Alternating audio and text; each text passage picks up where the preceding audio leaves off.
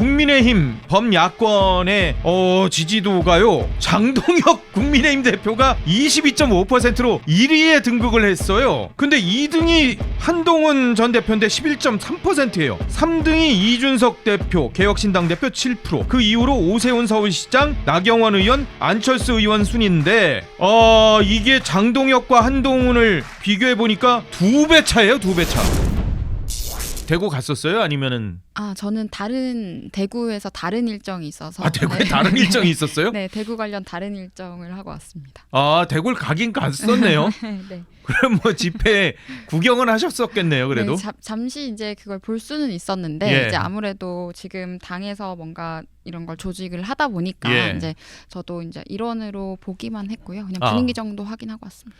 아니 또 뭐 이거 이 일부 진보좌파를 자처하는 언론들은 7만 명 모였다니까 그거 7만 명 아니다 뭐 그러면서 뭐 이게 좀 비어있는 사진 이런 거 가지고 애써 그냥 뭐 이렇게 막 또 폄훼하려는 그런 노력들을 또 하고 있더라고요. 네, 충분히 저는 7만 명이라는 숫자는 이미 충분히 채워진 것 같던데 예. 조작된 사진이다 이런 얘기하는 거 보니까 본인들이 늘 조작을 했기 때문에 아하. 다들 그러지 않는가라고 이야기하는 것 같아요.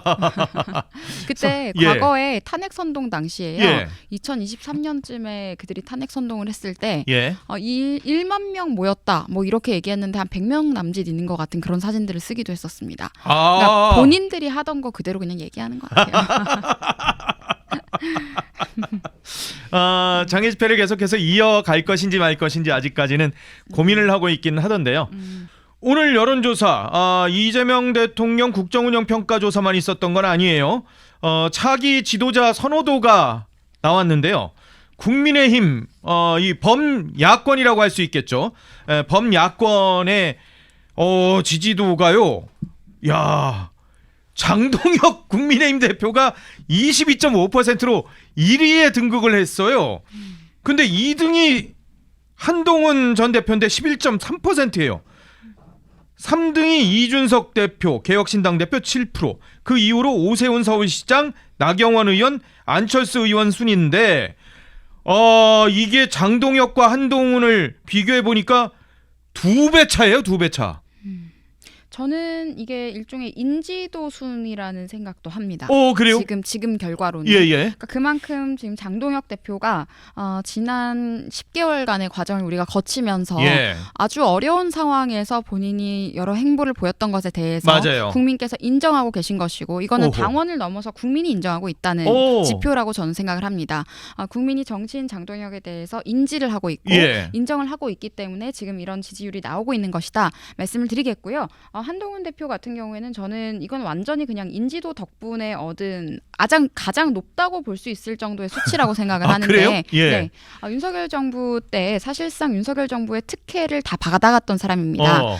정부 초기부터 전례 없이 사실 그 정도 직급에서 법무부 장관 되기 쉽지 않은데 맞아요. 윤석열 대통령에 의해서 법무부 장관에 임명이 됐고 사실 우리 당의 비대위원장도 가장 좋은 시절에 총선을 진두지휘해야 하는 중책에 또 사실상의 임명직 비대위원장이 되지 않았습니까? 그 이후에 당대표 선거에서 승리했었던 것도 윤석열 정부 잘 보필하겠다라고 해서 됐던 겁니다. 그렇게 하면서 여러 가지 좋은 정치적 상황에서 특혜를 받아가면서 본인의 유명세를 어느 정도 이용해 왔기 때문에 인지도가 남아있어서 이 정도인 것이지 어떠한 정치적 행정적 역량에 대한 기대감은 거의 없다라고 파악이 되고요.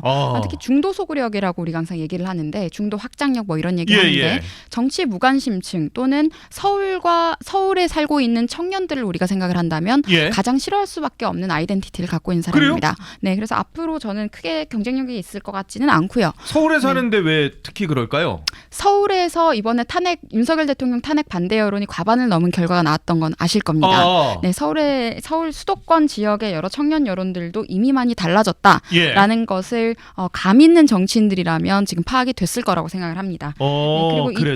그리고 이준석 당대표도 마찬가지로 여러 가지 인지도 측면에서는 사실 우위에 있는 상황인 것이고 개혁신당의 규모에 비해서는 높은 결과가 나왔다. 지지율이죠? 네, 그렇게 볼 수 있겠습니다. 야, 근데 장동혁 대표가 다른 사실 여론조사에서도 선두권을 물론 뭐 워낙 여러 명이라서 그렇게 높은 수치는 아니었지만 선두권에 위치했었는데 이렇게 계속 두각을 나타내고 있는 그런 상황이네요. 네, 저는 장동혁 대표가 이번 지방선거에 임하면서 예. 기존의 구태한 문법이나 뻔한 문법에 말려들지 않고 본인의 전략대로 승리를 하게 된다면 대권 주자로서 가장 압도적인 후보로 우뚝 설 수 있지 않을까라는 예측도 해봅니다. 저도 사실 목소리 하면 어디 가서 안 빠지는데 네. 장동혁 대표 저기 장외 집회하고 뭐 이럴 때 보면 연설하는 거 보면 저 사람은 목청을 어디 타고났나? 아니면 어디서 배웠나? 좀 진짜 배우고 싶다라는 생각이 들 정도로 저는 이게 크게 소리를 지르면 네. 이게 그 밖에 아무리 마이크가 있어도 이게 소리 막 지르면 더 거세져서 이게 금방 쉬거든요. 네. 장 대표는 근데 목이 쉬는데도 계속 소리를 지르더라고요. 근데 또 다음 날 와서 회의하는 거 보면 멀쩡하게 또 회복이 돼 있는 것 같더라고요. 네. 좀 신기하던데. 그러니까 정치인이 목을 또 아낄 수는 없죠. 이제 국민들 앞에 서서 목소리 근데 내야 목 하는 진짜 일이 있을 아파요. 때. 막 연설 막 그냥 네. 막 하면은. 네, 저도 좀 많이 해봤었는데요. 해봤어요? 네, 제가 장외에서? 많이- 아니 네. 이렇게 마이크 쓰는 거는 저도 해요. 네, 그래서 아마도 저는 여러 가지로 국민들이 기대를 하고 계시다 보니까 예. 그런 것들도 다 최선을 다해서 임하고 있는 게 아닌가 정도로 생각합니다. 목에는 오미자가 굉장히 좋습니다. 오미자. 오미자차가 굉장히 좋습니다.